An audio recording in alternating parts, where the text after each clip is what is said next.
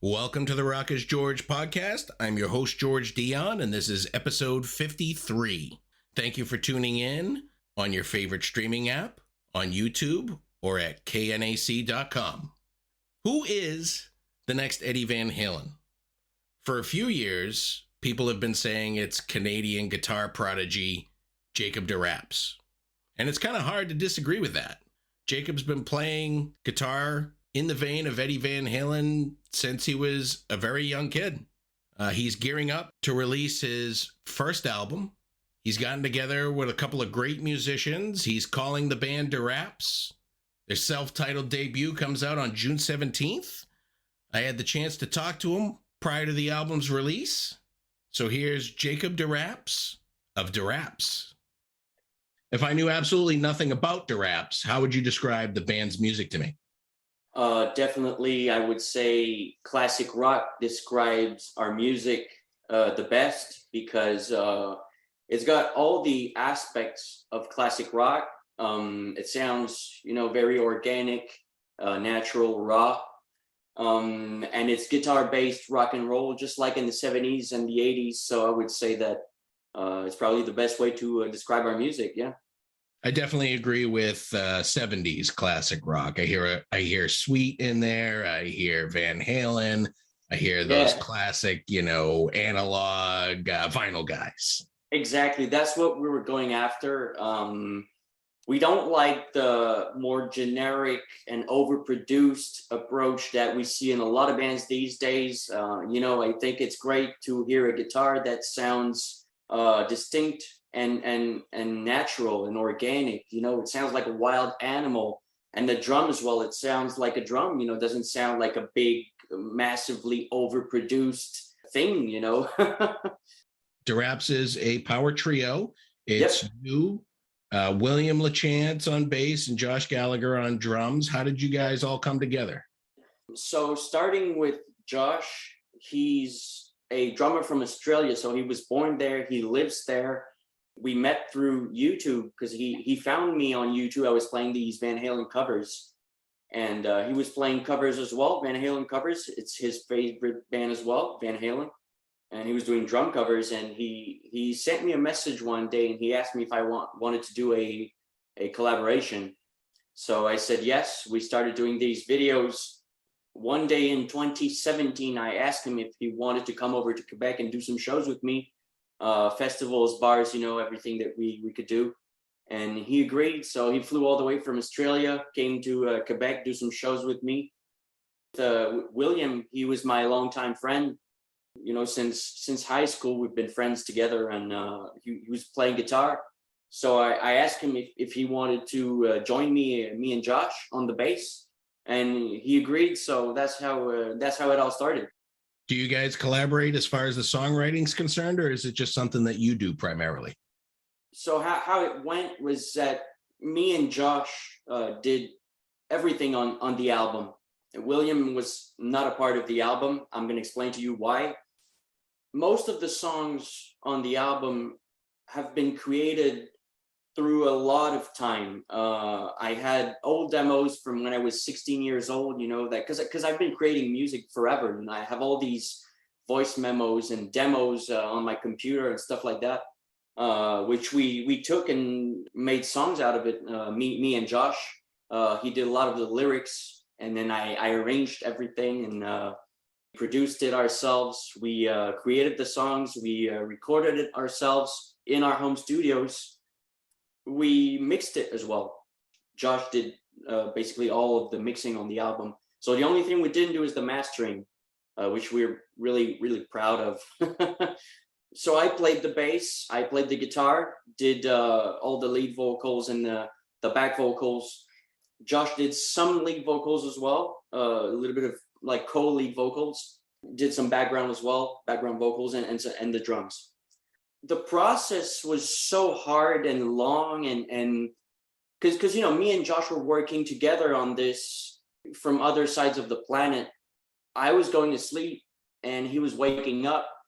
He would work on the mixes, and then I would wake up and give him my input on the mixes and listen to all the songs and change some stuff and re-record some stuff. And so was a very, very long process, and we had never done this before, so we really had to learn on top of it while making it. So it was really like learning the hard way, and it was very, very tough. You know, at some point, while mixing the album and re-recording some of the vocals, it was getting tough. It was getting to a point where we thought, is this going to be possible or not? Because, you know, you got to realize that it's only two people on the entire album, which is pretty crazy to do something like that. We're really proud of that. And the reason why I didn't involve William in the process was because I think it would have been longer and would have been a lot more work, you know, involving another player. You know, I know what I want on the bass. I know everything, how I like to create my songs, the bass parts and the bass fills and everything. So it would have been, I think, longer to, you know, tell him, okay, I want this on this part of the song, and then having to record him, and maybe the takes wouldn't be as good. I don't know, but it was just easier that way, and I had more control over the songwriting, and I knew exactly what I wanted. Your new album is self-titled. It comes out on June 17th on Metalville Records. Let's talk a little bit about the songs. Not overly complicated, in keeping with the 70s classic rock style. You keep it simple, but is there a story behind Live Fast and Die Slow? Like I said, it's guitar-based rock and roll. So there's a lot of, you know, guitar riffs, guitar melodies, and guitar solos as well. As far as Live Fast, Die Slow, you know, I'm influenced by Van Halen, Stevie Ray Vaughan, you know, Steve Lukather, all these guys. So I have a lot of different influences. And so this song is more blues rock, a lot of blues, even a little bit of ZZ Top in there. I actually wrote this song with one of my friends called Van Delore. It's a guy here, so he did the lyrics, and I did the arrangements afterwards for all of that. But that's how this one was created, and it's always, you know, based on that guitar riff and the big solo, big guitar solo, and then at the end as well the outro solo. So yeah, it's just a big jam, you know. This song mostly a big loose jam. The guitar solo was actually improvised, like right on the spot. I was jamming a bunch of takes, and that one was very spontaneous and had a lot of fire in it. So, you know, I kept it, and just that's what you hear on the album. You have another song coming out soon called Veins of My Heart, and allegedly this is going to be a fantastic music video. Can you give like a little preview of what to expect in that? This is something very, very different. At first, it was going to be a lyric video. Josh did the entire thing. He's doing all of our videos, by the way. He's doing everything himself, which is pretty crazy. All the video editing. It was going to be a lyric video based on the artwork of the single, and then he started putting in all these like crazy ideas that he had. And you know, he doesn't have a degree or like any like school knowledge in video editing, but when you're determined and motivated and passionate, I mean, you can pretty much get anywhere you want.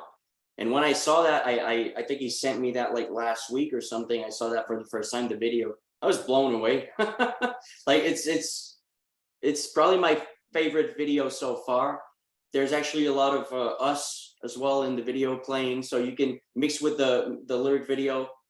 It's a lot of fun. It's a great video, and it's a very 80s style song with a bit more production, more 80s, a little bit White Snake-ish, I would say. I will leave it at that. Yeah.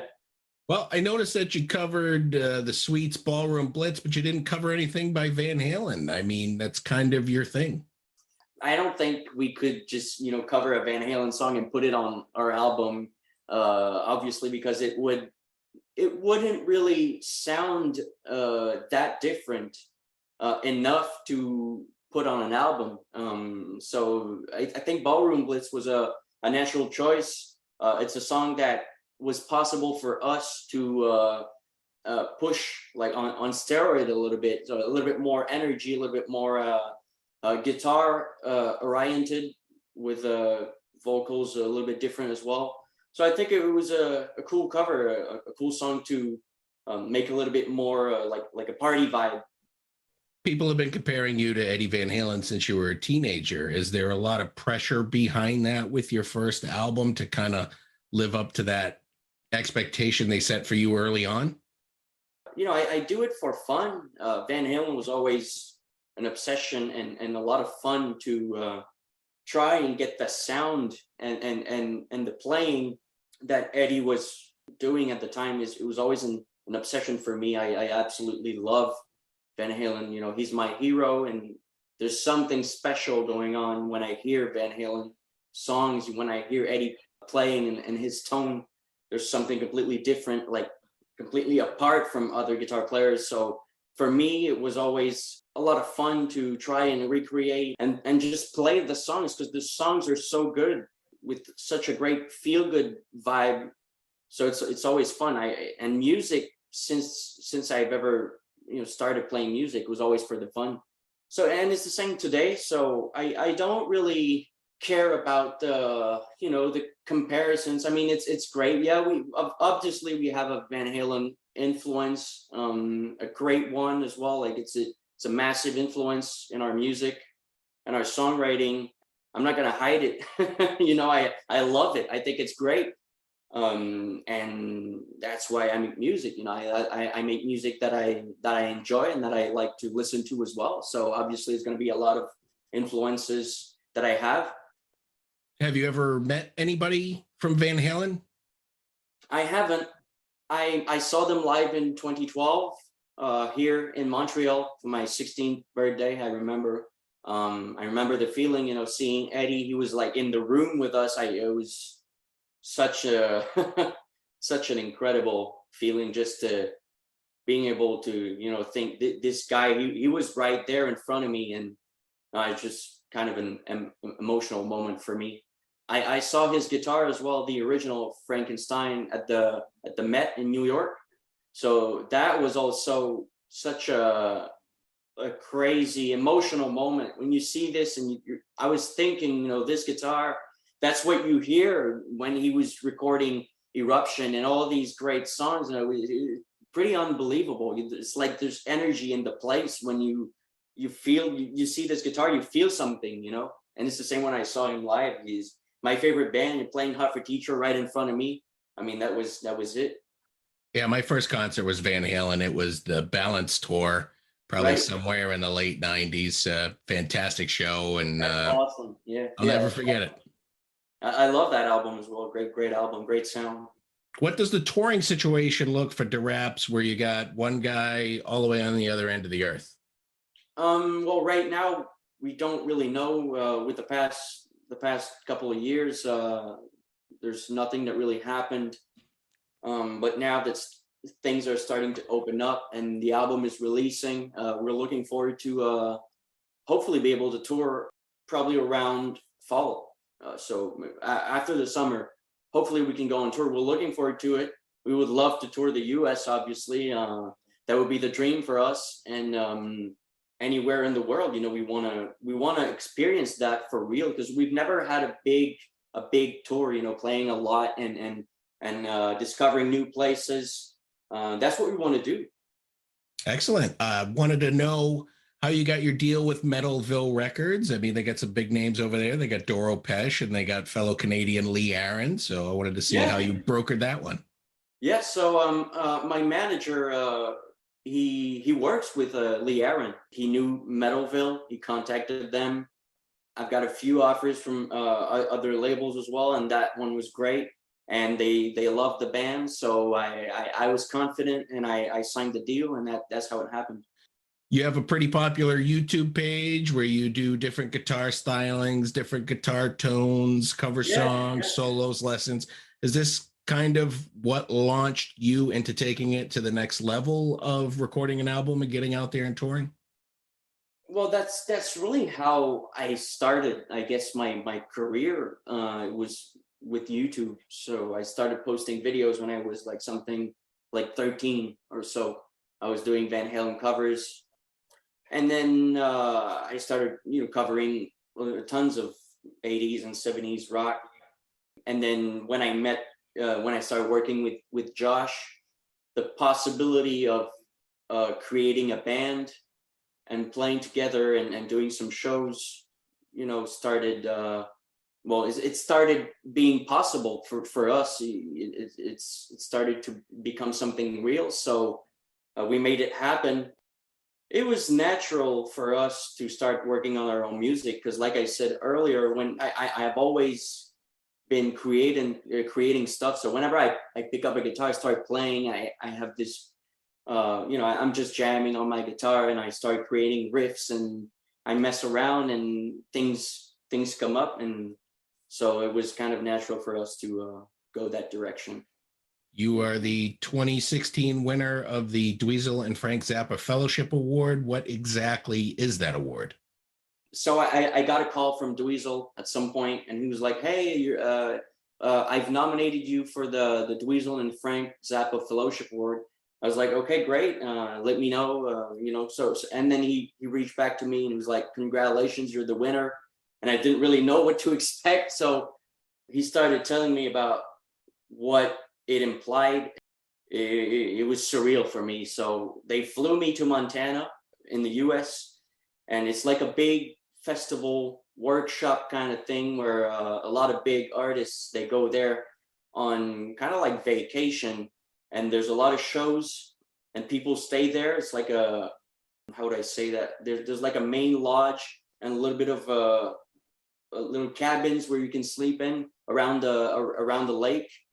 And so it was really like, it was surreal. And I was surrounded with a lot of different musicians who would play like country, jazz, folk music, all kinds of stuff. So I was always in a musical environment, but something different from what I was used to.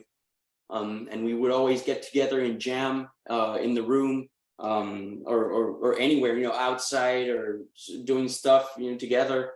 And it really made me a better musician, because afterwards I was able to kind of blend in whatever situation or context or style of music, and I can adapt and do pretty much anything that I want. I could be put with a jazz band and I would figure it out and start jamming with them, and it would work. It was a great opportunity for me. It was awesome. And playing with Dweezil as well, because he was there as well. So I got to play with him for the first time in Montana. And then he was doing a tour and he came to Quebec, and I went on stage with him and did a huge jam. There's a video on YouTube of that jam as well. Yeah. So yeah, it was such an honor, and Dweezil is such a great guy, and we're still in touch. He's a great friend. He's awesome. He's really cool. Have you get to meet any other of your guitar heroes? I met Steve Lukather. He was doing shows with Toto here in Montreal. He was on a tour, and I got to play with them on stage as well at the sound check. So we played Rosanna. There's a video as well on YouTube. Someone filmed that. I think it was William who filmed it, actually. And that was the first time that I got to play with Josh as well. So Josh is on the drums on that video, and I'm on the guitar. So the ultimate question has to be asked: David Lee Roth or Sammy Hagar? For me, David Lee Roth, yeah, 100%. I like Van Halen with Sammy Hagar. It depends on what mood I'm in, I guess, what kind of music I want to listen to. But for me, there's only one Van Halen. With Sammy, it's a completely different band, I think. I think David Lee Roth with Van Halen is legendary. There's something about it, the rawness and it's kind of more rock and roll sounding. And Eddie was in his experimental phase, where he was doing all kinds of shit on the guitar, which was amazing. Stuff like the Mean Street intro and Eruption and, Hot for Teacher. I mean, it doesn't get any better than this. It's just crazy stuff. So, and DLR had such great vibes and colorful voice. He's got a deep, smoky rock and roll voice mixed with all these colors and screams, and he's such a great character and just perfect for Van Halen. A lot of fun. He's a fun guy, a lot of fun to listen to. It's just the perfect mix. These guys, even with and Mike as well. The harmony and the perfect bass playing and tone. I love his woody tone. You hear the bass, you can hear it clear in the mix, and it's just the greatest band of all time. I gotta agree, they're up there. Those are all the questions I have for you today, Jacob. I appreciate you coming on the Rock is George podcast. Your new album under the Deraps name is self-titled. It comes out on June 17th, Metalville Records. It's fantastic. I loved it. Hey, thank you so much, man. I appreciate it. Thank you for having me on the show. And I'm glad you enjoyed the album. Once again, I want to thank Jacob Deraps for coming on the Rock is George podcast. Check out his debut album, Deraps, on Metalville Records. Beginning on June 17th, you can stream it on your favorite music platform. If you like what you hear, head over to derapsofficial.com. Purchase a physical copy of the album. Make sure you're supporting the artist. I also want to thank Nathan T. Burke and Metalville Records for making this interview possible. You've been great. I've been George Dionne. I'll see you again soon.